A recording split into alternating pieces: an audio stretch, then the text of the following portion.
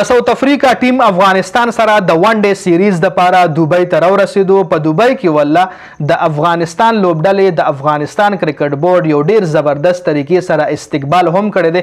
دا پکچر تاسو له سکرین باندې ښکاري، دا ما کالج کړي دي، تاسو له ښکاري را یوځای کړي مې دي. دې کې چې څه ټایم د ساوث افریقا ټیم یو ای له راورسېدو د سیریز د پاره او د ماشومانو په د افغانستان کرکټ بورډ داسې سہولت ایله پرووایډ کو، ماشومانو په ګلونه ونستلو، ګلدستې ول ورکې، تحفې، تصاویر. دینه علاوه بیا د افغانستان کم کاوی په اوس کله د افغانستان چې کم خوراک ته یا د افغانستان چې کم ټریډیشن د دغه مطابق د ساوث افریقا د لوبډلې استقبال د افغانستان کرکټ بورډ وکړو. جی نور د افغانستان ډرای فروټ ډیر زیات مشهور دي، دغه هم مطلب په گیفت کې ورکړل شو. او نور هم د افغانستان چې کم کلچر د لکه دینه مخ کې چې کم ساوث افریقا سره نه سوري نیوزیلند سره نیوزیلند سره چې کم ټیسټ میچ هغه د باران په وجه مونږ یو بال سکه ټاس مو نه کتلو چې ټاس پکې چا وګټلو. انفارچونیټلی باران سټیډیم داسې لوندو چې میچ بیخي اړونه شو، نو هغه لا پټکې په سر کړی و د هغې چې کم کپتانو د نیوزیلینډ. نو اوس په ایرپورټ باندې ډېر ګرم استقبال وکړل شو د نیوزیلینډ د لوبډلې د افغانستان کرکټ بورډ د طرفې. افغانستان کرکټ بورډ چې کوم دی کرکټ کې ډېر پیشن، ډېر جذبې سره لګیا دی او جذبې سره هغوی گیم هم کوي، د هغوی کلاډیان هم ډېر جذبې سره. ځکه دا سیریزونه چې کوم دی هوسټینګ ډېر کم دی له میلاو شوی دی.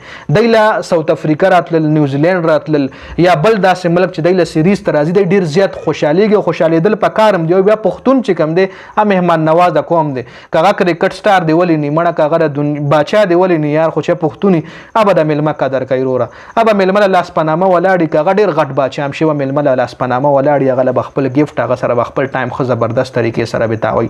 او بیا افغانستان داسې قسم سچویشن ډېر زیات نه دی هینډل کړي.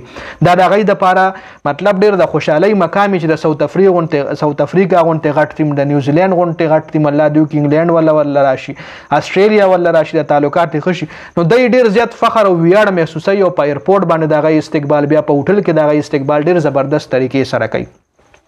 نو ویژوال مې وکتله، ویژوال تاسو سره چونکې کاپي رایټ ایشو په وجه باندې زه نشم شریکولی، خو ډېر ښکلي طریقې سره او الله استقبال کړی دی. او د ساوث افریقا چې کم کلاډیان دی ډېر زیات انجوای کړی هم دي ده. او د بل افغانستان کرکټ بورډ چې کم دی کنه ای چې کم د ماشومان استقبال لو درې، نو یو خبره مې پکې دا خوښه شوه چې شلوار کمیس کې که الک وي، وړوکې الک یا وړه جنۍ وي، نو یې پینټ شرټ نه اچولي وارې، ای خشته لوپټه په سر کړي او خشته شلوار کمیس کې درنو کپړو کې ولاړي، د انګریزانو کپړو کې نه ولاړ. بیا د افغانستان کرکټ بورډ چې کم مشر د چیرمن چې کم دی هغه چې هم ملاقات کوي، بل ورځ د هغه جیشا سره ملاقات، نو شلوار کمیس کې د هغه ملاقات، هغه 3 پیس سوټ نو اچولې، پین شرټ او ټای کوټ وغیرہ نو. جی ښه زبردست څنګه چې زه ستاسو مخکې ناست یم داسې لکه شلوار کمیس کې هغه ناستو د محسن نقوي خو د پاکستان د جیشا سره ملاقات کړی جی د ایشیا کرکټ کونسل حوالې سره. نو خبرې مقصد مې دا چې د خپل ټریډیشن پکې هم راژوندی کوي، که هغه دی په هر ملک کې، که دی استرالیا کې هم چېرته لاړ شي، دی په استرالیا کې هم خپل شلوار کمیز باندې د کلاډیانو استقبال کوي. جی نو دا پکې هم د ما کار ښه خو. باقي د سیریز خبره کوم نو سیریز په 13 تاریخ پکې لومړنی میچ ته چې 15 بجې به دوبۍ کې شروع کیږي، د دوبۍ په ټایم 15 بجې شارجه سټیډیم باندې به دا میچ لومړنی او ډي آی، دویم په 20 تاریخ ته او دریم په 22 تاریخ ته. درې او ډي آی میچونو سیریز دی او انجوای کوي. او الله دوی کې چې ګرم تھرلینګ میچز پکې وشي، ون سایډډ میچ مونږ له یو میلاو نشي او ګرم میچونه پکې مونږ وګورو. د ویډیو کتلو زیاته مننه، والسلام.